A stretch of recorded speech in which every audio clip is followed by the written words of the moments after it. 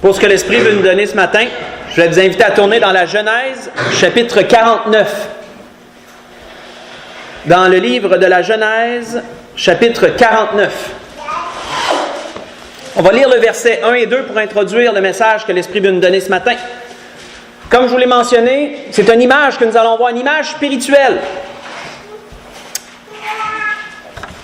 de paroles que Jacob a prononcées sur ses fils avant de mourir.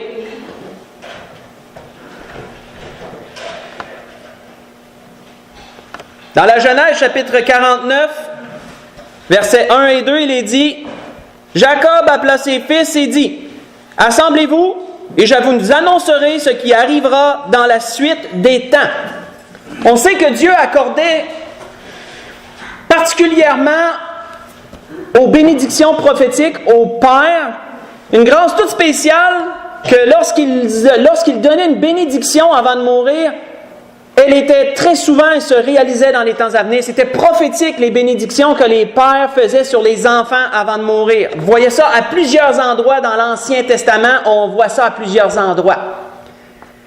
On voit que Jacob leur disait « Rassemblez-vous mes fils, je vais vous annoncer ce qui va arriver dans les temps à venir pour chacun de vous. » Il dit « Rassemblez-vous et écoutez, fils de Jacob, écoutez Israël, votre père. » Ce que nous allons lire par la suite sont les 12 bénédictions prophétiques, 11 en fait, 11 bénédictions prophétiques que Jacob a fait sur ses 12 fils. Comme nous le verrons, ces bénédictions prophétiques manifestent l'avenir, mais manifestent aussi un peu le caractère que chacun de ses fils avait. Ils manifestent, comme nous le verrons, leurs défauts pour certains, manifestent leurs qualités pour d'autres. Et l'image que l'Esprit veut nous donner au travers de ces choses, c'est que leurs défauts, leurs qualités, leur caractère peut refléter aussi les enfants de Dieu, peut refléter certaines personnes. On peut tous se retrouver, comme nous le verrons, au travers de ces 12 prophéties, de ces 12 bénédictions prophétiques. Et c'est sur ça que l'Esprit veut nous arrêter ce matin. Faire ressortir une image spirituelle de chacun des choses que Jacob a mentionnées, et nous pourrons certainement nous y retrouver dans une ou plusieurs, du moins, de ces choses-là. Donc, commençons. Nous voyons qu'il est dit au verset 3, à propos de Ruben, le premier-né de ses fils. Il est dit, Ruben, toi mon premier-né, ma force et les prémices de ma vigueur, supérieur en dignité et supérieur en puissance, impétueux comme les eaux, tu n'auras pas la prééminence, car tu es monté sur la couche de ton père, tu as souillé ma couche en y montant. Arrêtons là. Nous voyons premièrement quoi? Il nous est mentionné à propos de Ruben que c'était un homme qui était influent au milieu de ses frères. Il dit, toi le premier-né, toi le prémisse de ma vigueur, il dit, tu es supérieur en dignité, supérieur en puissance. Lorsque nous analysons un peu le caractère de Ruben, de ce que nous pouvons en trouver dans les Écritures, c'était un homme qui était respecté de ses frères. C'était un homme que lorsqu'il disait quelque chose, ses frères y écoutaient. Il y avait cette influence sur eux. On peut voir ça un peu dans la Genèse, chapitre 37, verset 22, dans le cas de Joseph. Lorsque les frères ont comploté pour tuer Joseph, c'est Ruben qui a dit non, ne le tuons pas. Mettons-le plutôt dans une citerne, dans la citerne. Et attendons. Et la Bible nous dit que Ruben avait, lui, dans la tête d'aller le libérer en secret pour qu'il puisse retourner auprès de son père. Ce qui nous est dit dans la parole. Mais on voit que ses frères ont respecté Ruben. Se sont rangés de son côté. Mais Ruben avait un gros défaut. Il est dit impétueux, comme les eaux impétueux. Arrêtons-nous là-dessus. Impétueux, selon le dictionnaire, qui veut dire qu'il ne sait pas se réfréner, se ralentir ou bien s'arrêter.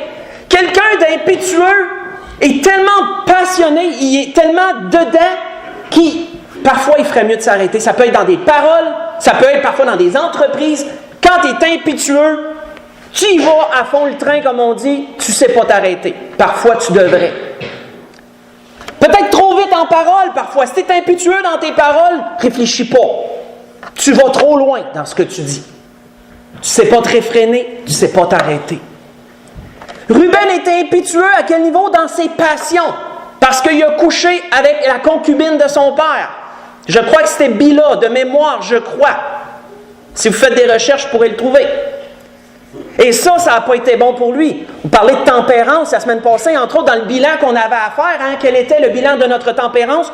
Ruben, ça peut rentrer dans son cas, ça, la tempérance. De savoir freiner les passions de la chair, les désirs. Ruben était impétueux comme les eaux. Et souvent dans la parole, on voit que la Bible, on voit qu'il est dit à propos justement des vagues, des eaux, qu'elles sont impétueuses parce qu'elles s'avancent toujours vers le rivage, elles essaient toujours d'aller plus loin. Et Dieu disait, je t'ai fixé des limites que tu ne dois pas dépasser. Souvent, c'est associé aux eaux, ça. C'est pour ça qu'il est dit impétueux comme les eaux. Tu as souillé, tu as monté sur la couche de ton père, tu as souillé ma couche en y montant. Et quelle a été la conséquence de ces actes? Il est dit, tu n'auras pas la prééminence. Prééminence, selon le dictionnaire, supériorité de droit, de dignité, de rang. Même si tu es le premier-né, tu viens de perdre ton droit d'aînesse. C'était ça qu'il lui disait. À cause de ce qu'il a fait, il a perdu son droit d'aînesse. Et qu'est-ce qu'il nous a dit là-dessus?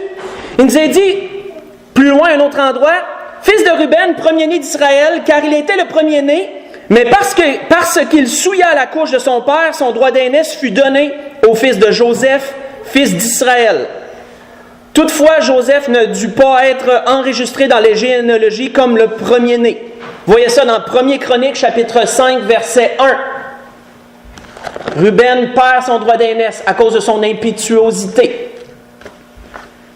Vous savez, frères et sœurs, il y en a, en tant qu'enfants de Dieu, qui sont supérieurs au niveau des autres. Supérieurs dans le sens qu'ils sont plus influents.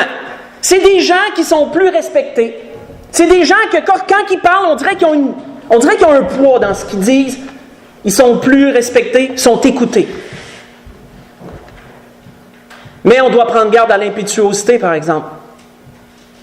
Parce que, quoi que tu aies de l'influence, si tu es impétueux et tu ne sais pas te réfréner, peut arriver des graves conséquences. Ça peut amener loin l'impétuosité. Comme on peut voir un peu dans le cas de Ruben, ça peut coûter cher. Ça lui a coûté son droit d'aînesse à lui. Si on continue, on voit qu'il est dit, au verset 5, « Siméon et Lévi, son frère, eux, ils sont dans la même bénédiction. » Ou bénédiction, vous verrez que ce n'est pas vraiment une bénédiction, mais eux sont dans le même paquet, on va voir pourquoi. C'est pourquoi il y en a 11. J'ai dit 11 bénédictions prophétiques parce que les deux se retrouvent dans la même. « Siméon et Lévi, son frère, leurs glaives sont des instruments de violence, que mon âme n'entre point dans leur conciliabule, que mon esprit ne s'unisse point à leur assemblée, car dans leur colère ils ont tué des hommes, et dans leur méchanceté ils ont coupé les jarrets des taureaux. Maudite soit leur colère, car elle est violente, et leur fureur, car elle est cruelle. Je les séparerai dans Jacob, je les disperserai dans Israël. » Arrêtez là. Si vous voulez étudier pendant la semaine ce qu'ils ont fait, leur père fait référence, entre autres, à une action qu'ils ont commise. Dans la Genèse, chapitre 34, pour aller du verset 1 au verset 29, si vous voulez faire l'étude de ces choses, on voit qu'un jour, un prince païen a enlevé leur sœur, Dinah, et ici, il n'est pas pris de la bonne façon. Il l'a enlevée, et ensuite, il a couché avec elle. Le père de ce prince est venu voir Jacob, leur père, et il a essayé d'arranger les choses. Dire, regarde, mon fils a fait une gaffe, mais je suis prêt à payer une dot. Il l'aime ta fille, il veut la marier. Mais lorsque les frères ont su l'histoire de ce qui s'était passé, pour Siméon et Lévi, ça n'a pas passé, pantoute ça. Eux ont décidé, ont comploté en secret, et par la ruse, ils ont massacré tout un village, toute une ville. Ils ont massacré le prince, ils ont massacré le père qui était venu et toute la ville à cause de cette action. Sans consulter leur père, bien sûr. Jacob n'était pas au courant de leur plan. Et pour Jacob, ça n'a pas passé. cette action-là n'a pas passé. Eux se justifiaient en disant que leur sœur avait été traitée comme une prostituée, qui n'est pas totalement faux. Ici, ils n'ont pas pris de la bonne façon, c'est vrai. Mais qu'est-ce que Jacob, lui, a dit à propos de ça spécifiquement? Faites juste écouter. Jacob a dit, alors Jacob dit à Siméon et à Lévi, vous me troublez à cause de ce qu'ils avaient fait là. Vous me troublez qui veut dire agitation de l'âme et de l'esprit. Autrement dit, vous me bouleversez, là. Vous me dérangez énormément, vous m'inquiétez. On peut rentrer beaucoup de choses dans le trouble. Quand quelqu'un est troublé, il n'est pas en paix, là. Il n'y a pas de paix. C'est ça que ça veut dire en somme. Il dit, vous me troublez. Vous me rendez odieux aux habitants du pays. Odieux, ça veut dire, vraiment, là, vous m'amenez dans une mauvaise condition aux yeux des autres. Vous me rendez odieux aux habitants du pays, aux Cananéens et aux Phérésiens. Je n'ai qu'un petit nombre d'hommes, et ils se rassembleront contre moi, ils me frapperont, et je serai détruit, moi et ma maison. Autrement dit, vous n'avez pas pensé à ce que ça peut amener, votre action. Oui, vous avez fait ça, pensant faire bien, pour une bonne raison selon vous. Mais toutes les conséquences qui peuvent en revirer de tout ça, tout le monde peut se liguer contre nous, ils peuvent nous écraser avec ça. Je serai détruit, moi et ma maison. Et ils répondirent, traitera-t-on notre sœur comme une prostituée? Ce que je vous ai lu, c'est dans la Genèse, chapitre 34. J'ai lu le verset 30 et le verset 31. On voit que Jacob a beaucoup relevé leur colère dans ce passage. Leur colère, leur fureur. Maudite soit leur colère, disait-il. Et leur fureur. Et qu'est-ce qu'il dit? Je ne souhaite pas entrer dans leur conciliabule. Conciliabule, selon le dictionnaire, réunion secrète qui a pour motif un mauvais dessein. Des gens qui se réunissent pour organiser quelque chose de mauvais, ils font un conciliabule. On appelle ça comme ça.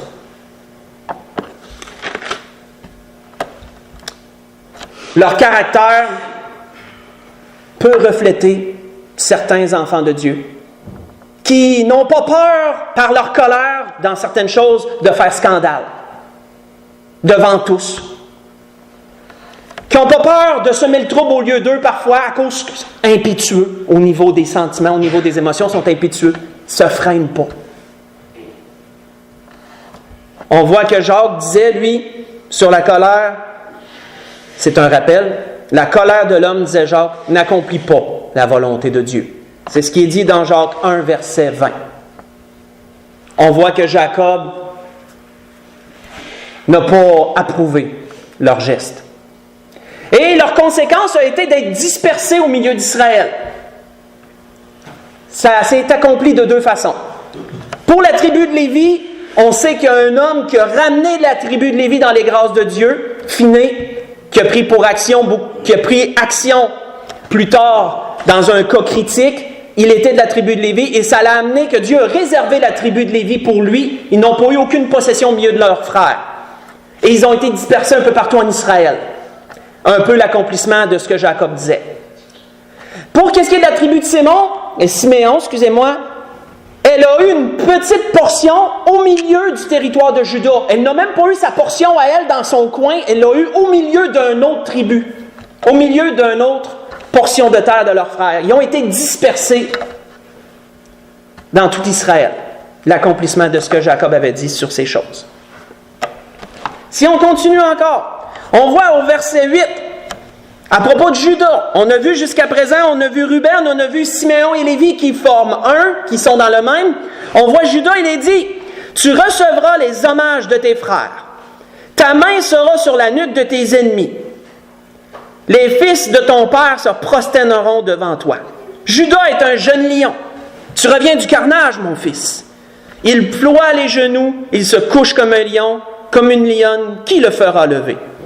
Le sceptre ne s'éloignera point de Juda, ni le bâton souverain d'entre ses pieds, jusqu'à ce que vienne le Shiloh qui veut dire le Messie, celui à qui appartient le sceptre, en d'autres mots, qui sous-entend le Messie, le Christ, jusqu'à ce que vienne le Shiloh, et que les peuples lui obéissent. Il attache à la vigne son âne, et au meilleur cep le petit de son ânesse. Il lave dans le vin son vêtement et dans le sang des raisins son manteau. Il a les yeux rouges de vin et les dents blanches de lait. Arrêtons là. Tu recevras les hommages de tes frères. Judas est celui qui a été assez humble pour avouer ses fautes dans certaines circonstances. Il a avoué ses fautes par rapport au complot de Joseph. On n'aurait pas dû faire ça. Il a avoué ses fautes envers sa belle-fille Tamar, à qui il n'a pas donné son fils. Si vous voulez lire l'histoire pour aller faire les recherches, pour ne pas trop étirer, je n'entrerai pas dans ces choses. À plusieurs reprises, Judas a été celui qui a confessé ses fautes, qui a dit « Regarde, j'ai mal agi ».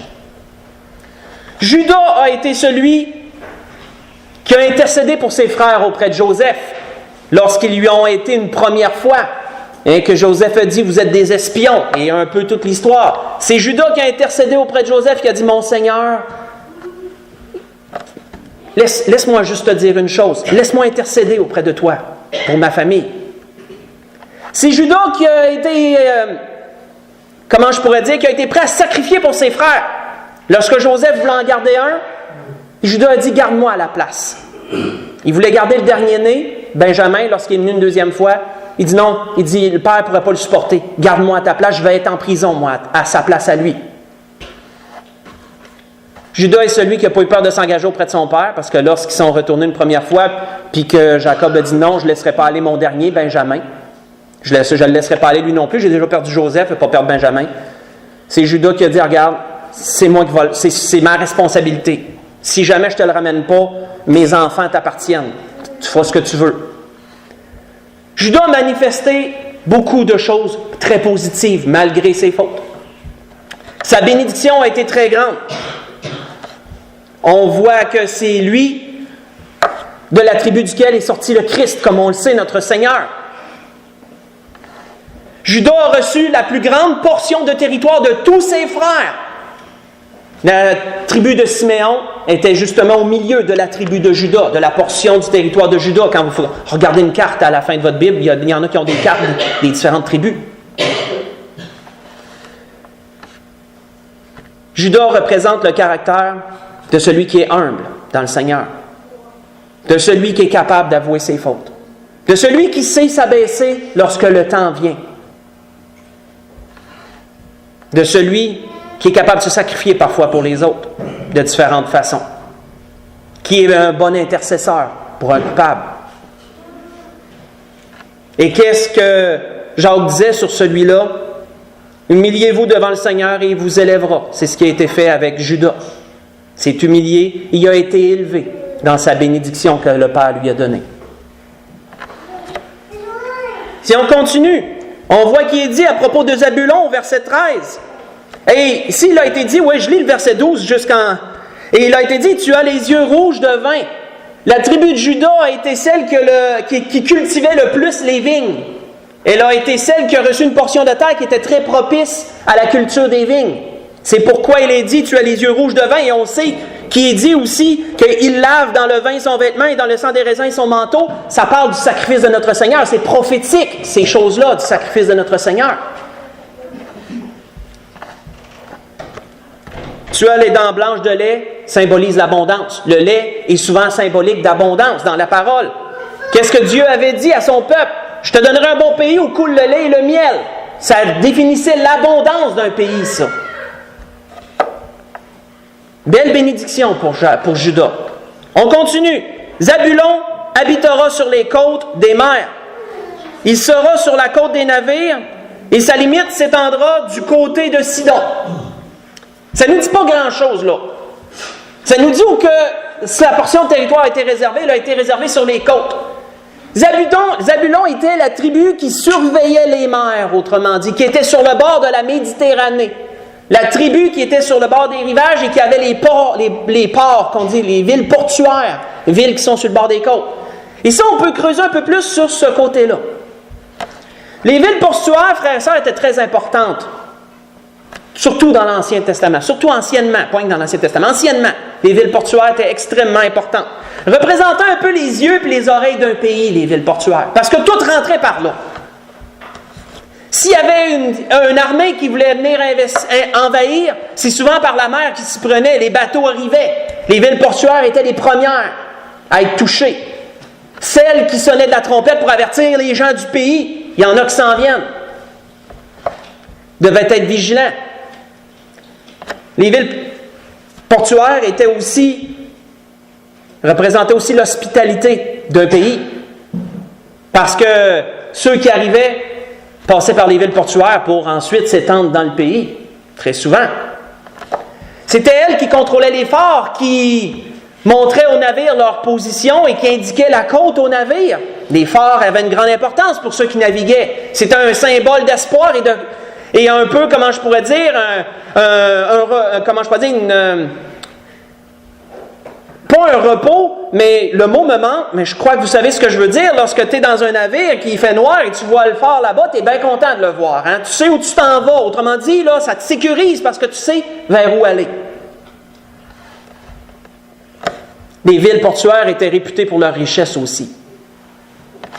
Ça, Moïse en a parlé dans sa bénédiction prophétique en disant, sur Zabulon, il dit, « Réjouis-toi, Zabulon, dans tes courses, et toi, Isaacar, dans tes tentes. Ils appelleront les peuples sur la montagne. Hein, ils seront des forts, ils seront des gens qui attireront les autres, qui leur montreront le chemin. Là, ils offriront des sacrifices de justice, car ils suceront l'abondance de la mer et les trésors cachés dans le sable. » Ce que je vous ai lu, Deutéronome 33, j'ai lu le verset 18 et le verset 19. Zabulon représente les gens de l'Église qui sont accueillants. Des gens qui sont vigilants dans le Seigneur, mais des gens qui attirent les autres aussi. Des gens qui rayonnent, qui montrent le chemin. Des gens qui, lorsque un visiteur vient, ils vont aller le voir, vont aller le saluer. Ils vont démontrer de l'hospitalité. C'est ce que représente Zabulon. Comme l'apôtre Paul le disait aux Romains, pourvoyez aux besoins des saints, parce que les villes portuaires étaient celles d'où les biens rentraient, et de la ville portuaire, les biens se répandaient dans le pays. En est ainsi pour ceux à qui ça représente, le caractère de ceux que ça représente. Ce sont des gens généreux, des gens libéraux dans le Seigneur. Libéral dans un bon sens. Pourvoyez aux besoins des saints, disait l'apôtre Paul aux Romains, exercez l'hospitalité. Romains 12, verset 13. C'est ce que représente Zabulon. On continue. Isaacar au verset 14. Isaacar est un âne robuste qui se couche dans les étables. Il voit que le lieu où il repose est agréable et que la contrée est magnifique. Il courbe son épaule sous le fardeau, il s'assujettit à un tribut. On va arrêter là. On voit qu'Isaacar, ça part bien, mais ça finit mal. C'est un homme robuste, c'est un homme capable, qui se couche dans les étables. Il voit le lieu où il repose est agréable et que la contrée est magnifique. Ça représente un endroit particulier dans leur parole. Ça représente la bataille qui a eu lieu au temps de la juge Déborah et de Barak. Où Isaacar a démontré de l'entrain, il était parmi les premiers à manifester, à se battre. Mais lorsqu'ils sont arrivés à un certain endroit dans la parole, nous avons mentionné ça dans les Juges, chapitre 5, vous pourrez voir ça à l'endroit verset 15-16, mais si vous creusez alentour, Isaacar lui a décidé d'arrêter son chemin. Où ils se sont rendus jusqu'à un certain lieu, et là, tout d'un coup, ça ne tentait plus de continuer. La contrée était agréable, il était au milieu des étables, et là, il était devenu hésitant à vouloir continuer le combat. Ils sont restés là, ils ne sont pas allés combattre. C'est pourquoi il est dit, il voit que le lieu où il repose est agréable, et que la contrée est magnifique. Il coupe son épaule sous le fardeau, il s'assujettit à un tribut. Des gens qui se laissent envahir par les biens de ce monde. Des gens qui se laissent arrêter par tout ce qui est autour d'eux dans ce monde. Un peu comme Lot qui a porté ses yeux, au lieu de les garder proches de la montagne, on a déjà eu des messages là-dessus, qui a porté ses yeux vers la contrée, qui a vu ce qui était attirant du regard et qui est allé vers là, qui a dévié. Ça représente des gens dans le Seigneur qui commencent une course, qui sont robustes, sont capables, ils démontrent une capacité. Mais il arrive un temps où les biens de ce monde, les richesses, tout ce qui entoure, commence un peu à les ralentir, puis un moment donné, ils décident d'arrêter en chemin. Ça représente Isaacar. Il s'assujettit à un tribut, finit par se laisser dominer par ces choses-là. Quand tu es assujetti, tu es dominé. Selon le dictionnaire. On continue, il est dit, Dan jugera son peuple, comme l'une des tribus d'Israël. Dan sera un serpent sur le chemin, une vipère sur le sentier, mordant les talons du cheval pour que le cavalier tombe à la renverse. J'espère en ton secours, ô Éternel. On va arrêter là. La tribu de Dan, il est dit premièrement sur elle, jugera son peuple. Ça parle de Samson. Ça parle du temps où Samson était juge en Israël parce que Samson était un Danite en passant.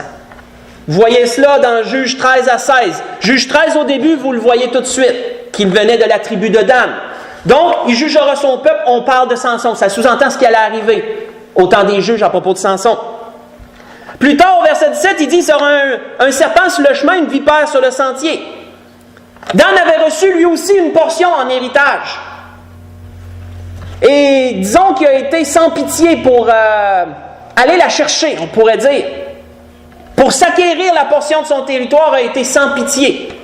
Il a été rusé. C'est un peu prophétique de ce qui est dit par la suite. Vous voyez ça au verset 18, au Juge chapitre 18, si vous voulez faire l'étude de ces choses. Ça peut représenter des gens, des chrétiens, que lorsque ils veulent quelque chose, ne reculent devant rien pour l'avoir. Et ça, c'est un couteau à double tranchant.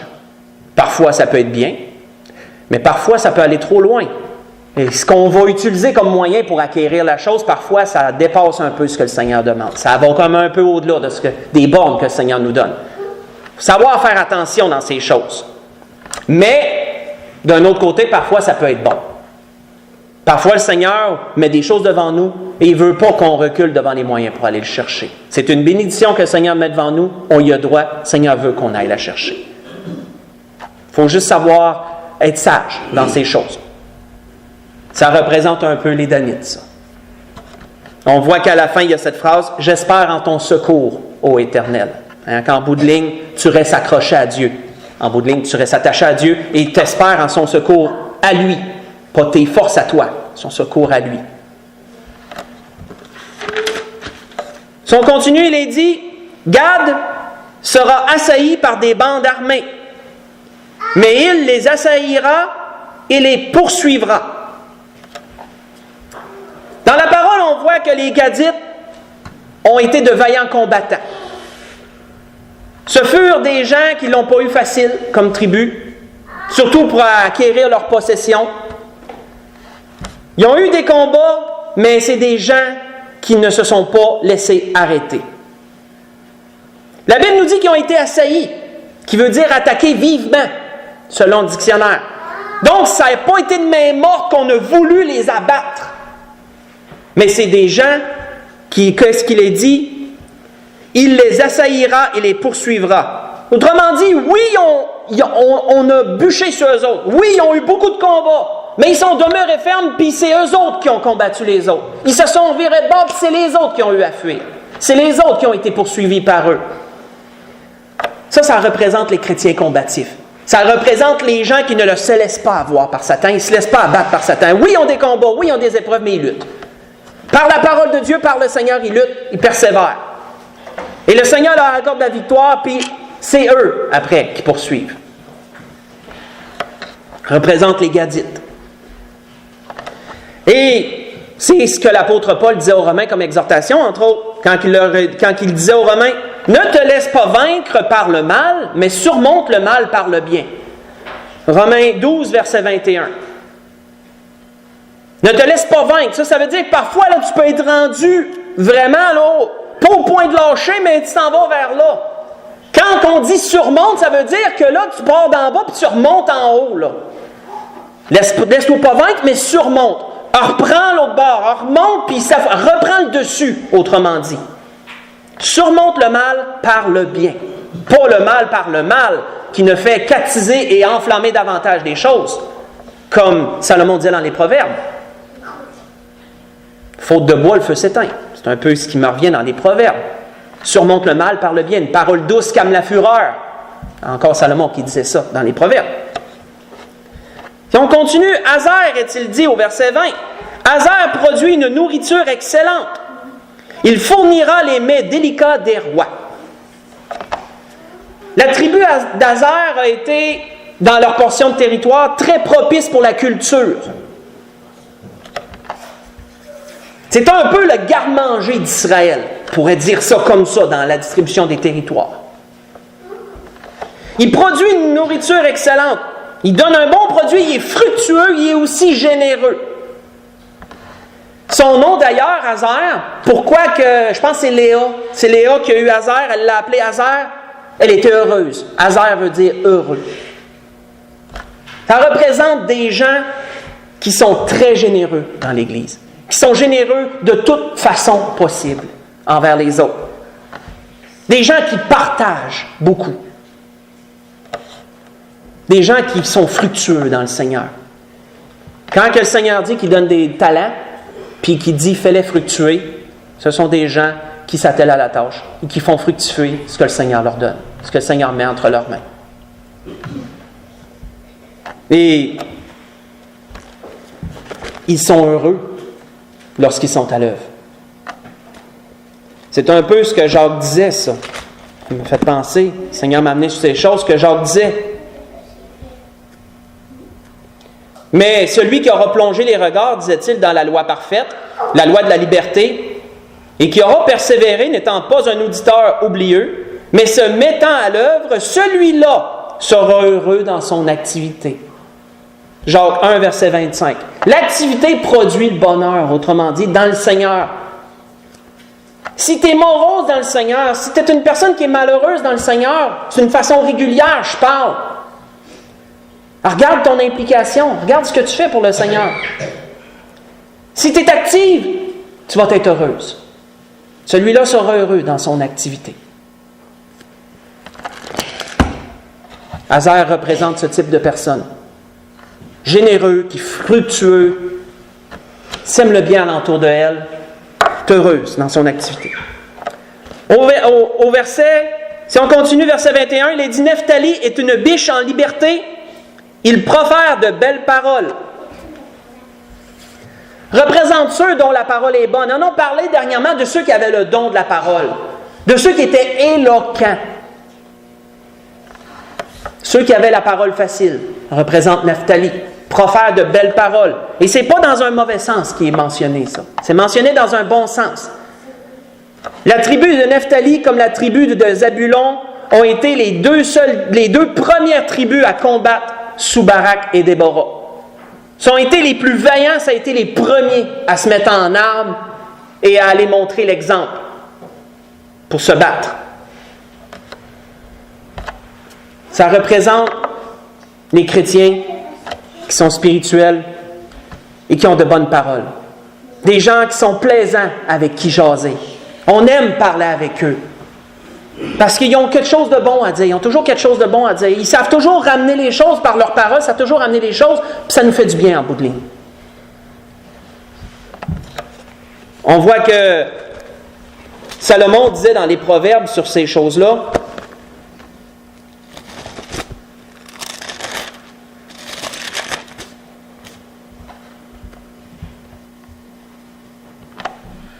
on éprouve de la joie à donner une réponse de sa bouche. Et combien est agréable une parole dite à propos. Pour le sage, le sentier de la vie mène en haut, afin qu'il se détourne du séjour des morts qui est en bas. Plus loin, il est dit, « L'Éternel renverse la maison des orgueilleux, mais il affermit les bornes de la veuve. Les pensées mauvaises sont en horreur à l'Éternel, mais les paroles agréables sont pures à ses yeux. » Aux yeux de qui? Aux yeux de celui qui les entend en haut. Aux yeux de l'Éternel, les paroles agréables sont pures à ses yeux. Et plus loin, dernière parole que je vais, avant de poursuivre, que je vais mentionner, les paroles agréables sont un rayon de miel douce pour le corps, douce pour l'âme et salutaire pour le corps. Ce que je vous ai lu, c'est dans Proverbes chapitre 15, j'ai lu le verset 23 au verset 26, chapitre 16, verset 24.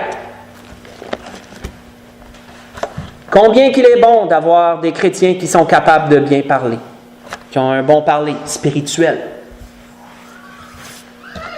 Si on continue, à partir du verset 22, on est rendu à Joseph. Et c'est une longue bénédiction, comme on peut s'en douter, pour Joseph.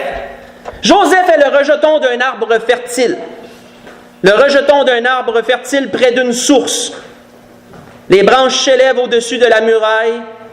Ils l'ont provoqué, ils ont lancé des traits. Les archers l'ont poursuivi de leur haine, mais son arc est demeuré ferme. Ses mains ont été fortifiées. Par les mains du puissant de Jacob, il est ainsi devenu berger, le rocher d'Israël. C'est l'œuvre du Dieu de ton Père qui t'aidera, c'est l'œuvre du Tout-Puissant qui te bénira. Des bénédictions des cieux en haut, des bénédictions des eaux en bas. Des bénédictions des mamelles et du sein maternel, les bénédictions de ton Père s'élèvent au-dessus des bénédictions de mes pères, jusqu'à la cime des antiques collines, qu'elles soient sur la tête de Joseph, sur le sommet de la tête du prince de ses frères. Comme nous le voyons, la bénédiction de Joseph, c'est un peu un récapitulatif de sa vie. Si vous vous souvenez, c'est quoi un récapitulatif? C'est de regarder point par point des choses qui se sont passées ou des choses qui ont été dites. C'est un récapitulatif. C'est un récapitulatif d'un peu de sa vie. Maltraité par ses frères, vendu en esclavage, etc. De fil en aiguille, toujours la main de Dieu qui le supporte, toujours la main de Dieu qui l'élève. Et lui, il demeure ferme. Son arc est demeuré ferme. Dans toutes choses, il demeure constant dans le Seigneur. Il demeure intègre dans les voies de Dieu. Et Dieu l'élève. Et Dieu renverse toujours les mauvaises choses et les amène toujours en bénédiction jusqu'à ce qu'il devienne le second de Pharaon. Sa bénédiction reflète tout ça.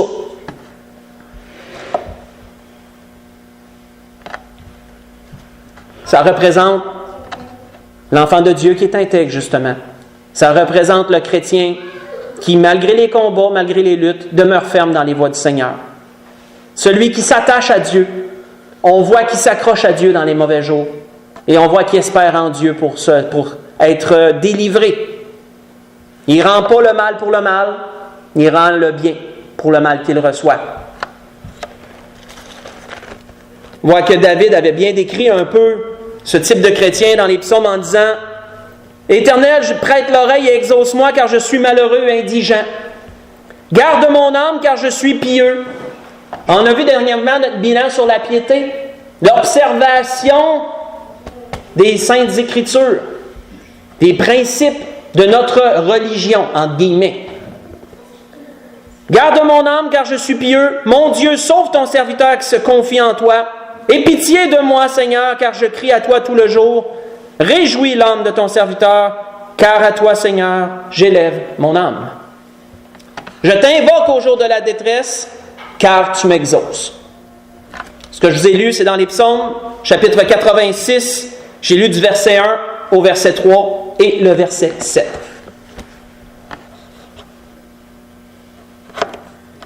Et dernièrement, avant d'aller à la conclusion, il est dit au verset 27, et je pourrais conclure la boucle sur Joseph en mentionnant que Joseph n'a pas été inscrit dans les 12 tribus d'Israël. Ça nous a été répertorié dans les chroniques qu'on a lues tantôt. Lorsque vous regardez les portions de territoire, vous ne verrez pas Joseph dans les portions de territoire. Mais vous verrez ses deux fils, Éphraïm et Manassé, qui n'étaient pas les fils de Jacob, mais ses petits-fils, mais qui ont reçu la bénédiction de Ruben, qui ont reçu le droit d'aînesse que Ruben a perdu. Ces deux fils ont reçu le droit d'aînesse que Ruben a perdu, et ces deux fils furent inscrits dans les tribus d'Israël à la place de Joseph et à la place de Lévi, qui étaient éparpillés dans tout le territoire d'Israël, qui n'avaient pas de portion propre à eux. Quand on regarde une carte, c'est ce qu'on voit. Joseph a été grandement béni de Dieu. Et on voit le mot bénédiction dans sa bénédiction plus de fois que dans tous les autres réunis. Des bénédictions en haut de les cieux, des bénédictions en bas par les eaux, etc. De toutes les façons possibles, il est béni. Et ça représente ce chrétien-là. Un enfant de Dieu qui demeure ferme dans les voies du Seigneur, il y a la bénédiction. Peu importe comment, d'en haut, d'en bas, il est entouré de la grâce de Dieu. C'est excellent. Ça. Dernièrement, il est dit au verset 27, « Benjamin est un loup qui déchire. Le matin, il dévore la proie, et le soir, il partage le butin. » Ça, c'est prophétique parce que la tribu de Benjamin, plus tard dans l'histoire, dans le temps des juges, vers la fin des juges, ont commis un acte impardonnable, je dirais, envers un Lévite. Une des villes de Benjamin ont, comment je pourrais dire, ils ont maltraité un Lévite et ils ont violé sa femme. Et la tribu de Benjamin n'a pas réprimandé la ville qui faisait partie de leur tribu qui a fait ça. Et de fil en aiguille, vous pourrez lire dans ce coin-là, non, je n'ai pas noté l'endroit, mais c'est dans la fin des juges. J'essaie de trouver à peu près l'endroit. Je cherchais à partir de Juge 18 jusqu'à 20, dans ces coins-là peut-être. Et ça apportait comme conséquence que lorsque les autres tribus ont su ça, ils se sont toutes réunis comme un seul homme, puis ont combattu contre la tribu de Benjamin, puis ils l'ont presque éradiqué totalement. Mais là, ils se sont arrêtés parce qu'ils ont dit, il ne faut pas qu'il manque une tribu à Israël, on va laisser un reste à Benjamin. Là.